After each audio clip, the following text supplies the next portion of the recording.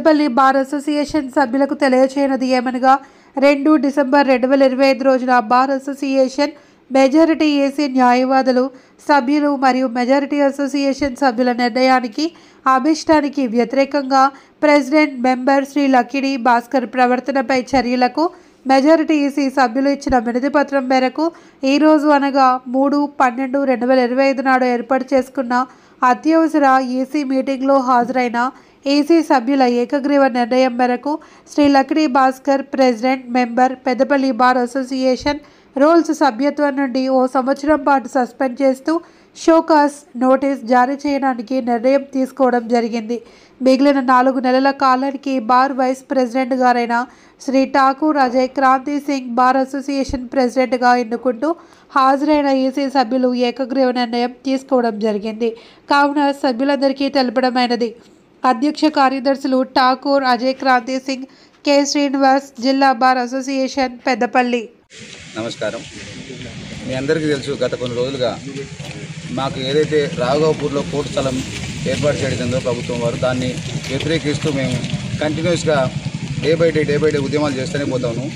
దీనికి మెయిన్ కారణం రాఘవపూర్లో ల్యాండ్ కావాలని చెప్పేసి మా పూర్వ ప్రెసిడెంట్ గారు ఆయన సొంత ఎజెండాతో ఇంట్లో లెటర్ పడుతుందని ఒకే ఒక కారణంతో తీసుకుపోయి ఎటువంటి బార్ వారిని కానీ ఎగ్జిక్యూటివ్ కమిటీ కానీ ఎటువంటి వారిని సంప్రదించకుండా ఆయన ఇంట్లో ఉంది అని చెప్పేసి ఒక లెటర్ తీసుకెళ్లి కలెక్టర్ గారికి ఇవ్వడం జరిగింది.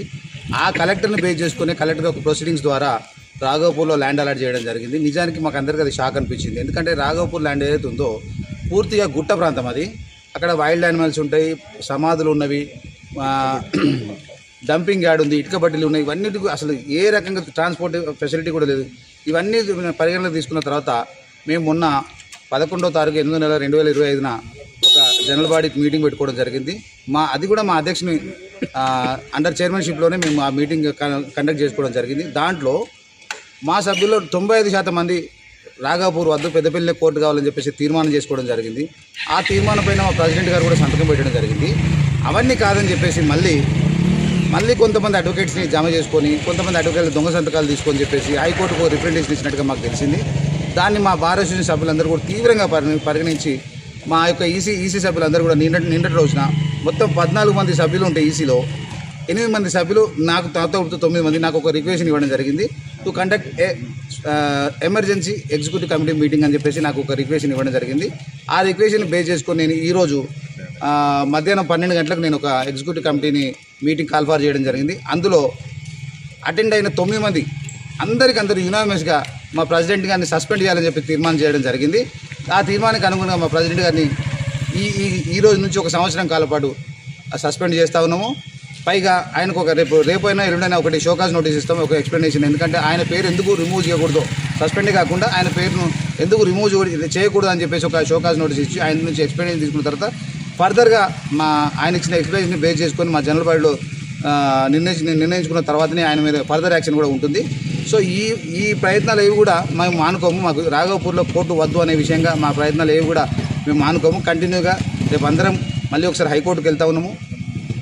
హైకోర్టుకు వెళ్ళి మా యొక్క బాధను చెప్పుకొని వారిని ఆ రాఘవపూర్ ల్యాండ్ ఏదైతే వద్దని అంటున్నామో దానికి అనుగుణంగా హైకోర్టు జడ్జి గారిని కలవడం జరుగుతూ ఉంది. ఈలోపు మేము ఏం చేసినామంటే ఈ స్పెషల్ ఎగ్జిక్యూటివ్ కమిటీ మీటింగ్లో ఈరోజు మేము ప్రెసిడెంట్ గారిని తీసివేసిన తర్వాత మా యొక్క వైస్ ప్రెసిడెంట్ అయినటువంటి అజయ్ క్రాంతి సింగ్ గారిని మేము ప్రస్తుత అధ్యక్షునిగా మేము ఏకగ్రీవంగా ఎన్నుకోవడం జరిగింది. ఈ రోజు నుండి వారు మాకు బార్ అసోసియేషన్ ప్రెసిడెంట్గా కొనసాగుతారు. ఈ టెన్యూర్ అంతా కూడా ఏదైతే ఉందో మీ అకాడమిక్ ఇయర్ మాకు ఈ ఇయర్ అంతా కూడా వారు మాకు అధ్యక్షులుగా కొనసాగుతారు. వారి అండర్లోనే మేమంతా కూడా పనిచేస్తాము. అందరం కలిసిమెలిసి పనిచేసుకుంటామని చెప్పేసి మేము అనుకుంటున్నాము. వీలైనంత వరకు ఆ రాఘవపూర్ను అపోజ్ చేసుకుంటూ పెద్దపల్లిలోనే దాన్ని మీకు మనం చేస్తాము. నమ్మకం ఉంచి నన్ను వైస్ ప్రెసిడెంట్ నుంచి ప్రెసిడెంట్ చేసిన ఈసీ సభ్యులకు, బార్ సభ్యులకు ధన్యవాదాలు. వారి ఆకాంక్షల మేరకు రాఘవపూర్ ల్యాండ్ను క్యాన్సిల్ చేయించే ప్రయత్నం చేసుకుంటూ పెద్దపల్లి లోకల్లోనే కోర్టు కావాలన్న అందరి అభిప్రాయాన్ని, నిర్ణయాన్ని